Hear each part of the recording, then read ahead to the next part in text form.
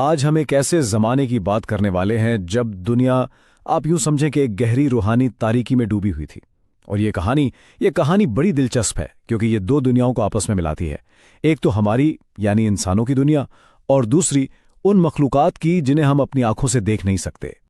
ذرا اسلام سے پہلے کے مکہ کا تصور کریں، کعبہ کا مقدس صحن، وہاں سجدے تو ہو رہے تھے مگر ایک اللہ کے لیے نہیں، چہرے تو جھکے ہوئے تھے مگر دل وہ تو بتوں کی زنجیروں میں جکڑے ہوئے تھے۔ تو آئیے پہلے اس دور کے معاشرے پر ایک نظر ڈالتے ہیں۔ یہ سمجھنا بہت ضروری ہے کہ اس تاریکی کی گہرائی آخر تھی کتنی، اور پھر اس پیغام کی ضرورت کیوں پیش آئی۔ تو یہ تھی اس دور کی حقیقت۔ لوگ اپنے ہی ہاتھوں سے بت بناتے اور پھر انہی کے سامنے جھک کر رزق مانگتے تھے۔ ظلم اور ناانصافی کا تو یہ عالم تھا کہ اس کی کوئی حد ہی نہیں تھی، غریب کی کوئی سننے والا نہیں تھا، اور توہم پرستی وہ تو اتنی بڑھ چکی تھی کہ لوگ اپنی اولاد تک کو قربان کر دیتے تھے۔ لیکن جب ظلم حد سے بڑھ جاتا ہے نا، تو اللہ کا نظام حرکت میں آتا ہے۔ زمین پر ایک آواز بلند ہوئی اور ٹھیک اسی وقت آسمانوں پر ایک نیا قانون نافذ ہو گیا، ایک ایسا قانون جس نے ایک اور مخلوق کو پوری طرح سے حیران کر کے رکھ دیا۔ اسی مکہ کی سرزمین سے حضرت محمد صلی اللہ علیہ وآلہ وسلم کو نبوت عطا ہوئی۔ آپ نے توحید کی دعوت دی۔ یہ ایک ایسا پیغام تھا جو صدیوں سے قائم اس پورے نظام کو چیلنج کر رہا تھا۔ یہ وہ انقلابی جملہ تھا جس نے قریش کے سرداروں کو ہلا کر رکھ دیا۔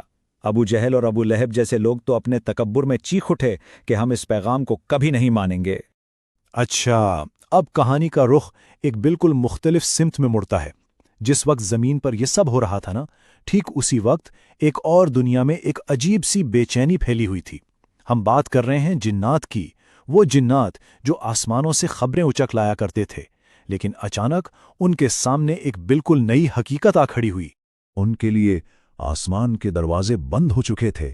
کوئی بھی جن اگر فرشتوں کی گفتگو سننے کی کوشش کرتا تو آگ کے شعلے اسے بھگا دیتے۔ وہ فوراً سمجھ گئے کہ زمین پر ضرور کوئی بہت بڑا، کوئی غیر معمولی واقعہ ہوا ہے جس کی وجہ سے یہ سب ہو رہا ہے۔ اب اس راز کو جاننے کی بے چینی میں جنات کے سرداروں نے فیصلہ کیا کہ وہ ایسے خاموش نہیں بیٹھیں گے۔ انہوں نے اپنے گروہوں کو حکم دیا کہ زمین کے کونے کونے میں پھیل جاؤ اور پتہ لگاؤ کہ آخر یہ عظیم واقعہ ہے کیا۔ اور بس پھر کیا تھا، جنات کے قافلے پوری زمین پر پھیل گئے۔ وہ انسانوں کو تو نظر نہیں آتے تھے، لیکن وہ سچ کی تلاش میں نکلے تھے۔ وہ یہ جاننا چاہتے تھے کہ آخر وہ کون ہے جس کی آمد نے کائنات کا نظام ہی بدل کر رکھ دیا ہے۔ ان کی یہ تلاش اس وقت اپنے انجام کو پہنچی جب ایک رات ان کا گزر مکہ سے باہر ایک خاموش وادی سے ہوا۔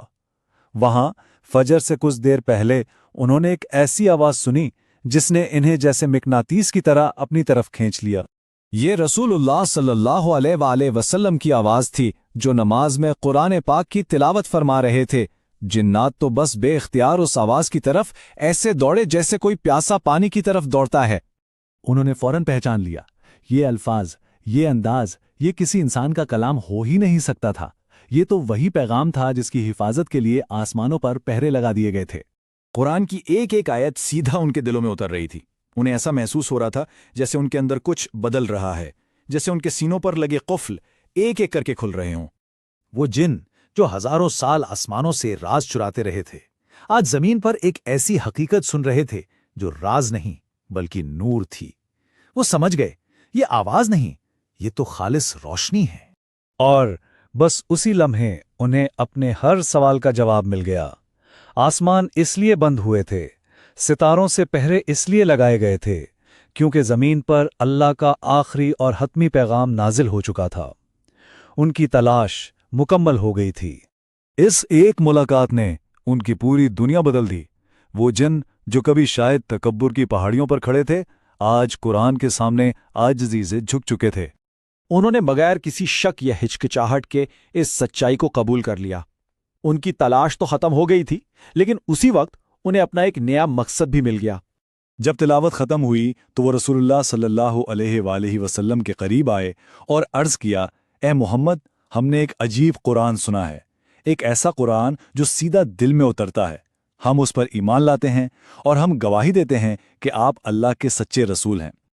رسول اللہ صلی اللہ علیہ وآلہ وسلم نے انہیں حکم دیا کہ اب وہ اپنی قوم کے پاس واپس جائیں اور انہیں بھی اسی ایک اللہ پر ایمان لانے کی دعوت دیں۔ وہ فوراً اپنی قوم کی طرف روانہ ہو گئے تاکہ یہ عظیم خبر ان تک پہنچا سکیں۔ یہ کہانی ہمیں ایک بہت گہری بات سوچنے پر مجبور کرتی ہے کہ جب حق کی آواز بلند ہوتی ہے تو کیا صرف انسان ہی اسے سنتے ہیں، یا پھر کائنات کی اور بھی بہت سی دنیائیں ہیں جو اس پیغام کو سنتی ہیں اور اس سے متاثر بھی ہوتی ہیں؟